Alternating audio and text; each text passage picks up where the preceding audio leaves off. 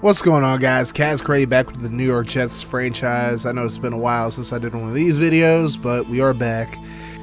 And we're going to start this video off with very good news. We decided to re-sign Leonard Williams to a 5-year, $65.3 million deal.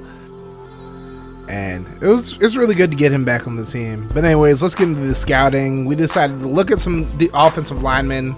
Our offensive line isn't very good still. They're better than they were last year, but unfortunately, they're still giving up a lot of sacks, and it's like when you have a young quarterback like Blake Hopgood-Chittick, obviously, you cannot have him getting beat up every single game.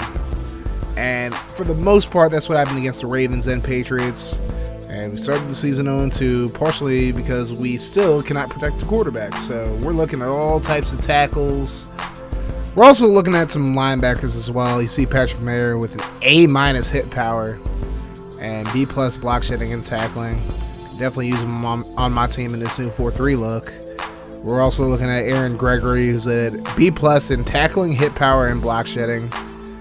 I don't know if Demario Davis is going to stay after this year. I'll have to decide. I might end up trading him if I don't release him outright. And we also signed Barrett Jones, the right guard, formerly from Alabama, of course. And he has 81 pass blocking, so maybe I'll move him to tackle. And we also made a trade this week. We finally decided to deal James Carpenter, our left guard. We traded him to the San Francisco 49ers for outside linebacker Ray Armstrong, who's formerly a safety, and for a 5th and 6th round draft selection. I just feel like Armstrong fits the 4-3 defense more than anybody else on the roster right now. So getting him was a pretty big move for me, in my opinion. Anyways, this week we're taking on the 1-1 Detroit Lions. They're coming off a blowout loss to the Seahawks. They lost 35-7. And Matthew Stafford didn't have a great game against the Seahawks. Of course, he's facing the Legion of Boom, so it's kind of hard to expect him to do much of anything, no matter how good Stafford really is. But this is going to be a tough task for us. I mean, we didn't do very well against Joe Flacco. Tom Brady torched us, so now we have to face another quarterback who's like pretty close to elite, I would say, but not exactly elite.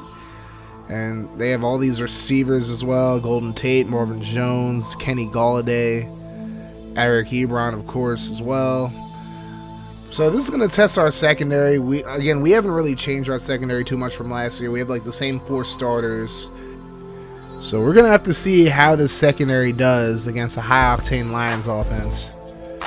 But they have a pretty damn good offensive line as well. I feel like our defensive line can definitely cause issues for them. But we'll have to see once again. Of course, their D-line is no joke either. They got Ziggy Ansah, Akeem Spence. So they're going to be... And then, of course, they have Crosby Henry, who's the number 2 overall pick, I believe. He was definitely a top 2 pick. I don't remember if he was 1 or 2 off the top of my head. But and, of course, they got Darius Slay, one of the best corners in the league. They got Glover Quinn, not what he once was, but still a very solid safety, and Tavon Wilson as well. So we'll finish this video off by showing you guys the top players from week 2. Tevin Coleman's there after he had a ridiculous game against us. Hopefully we don't let the Lions get a player of the week. But that's going to do it for this video, guys. Thank you for watching this, and the gameplay will be up in just a moment.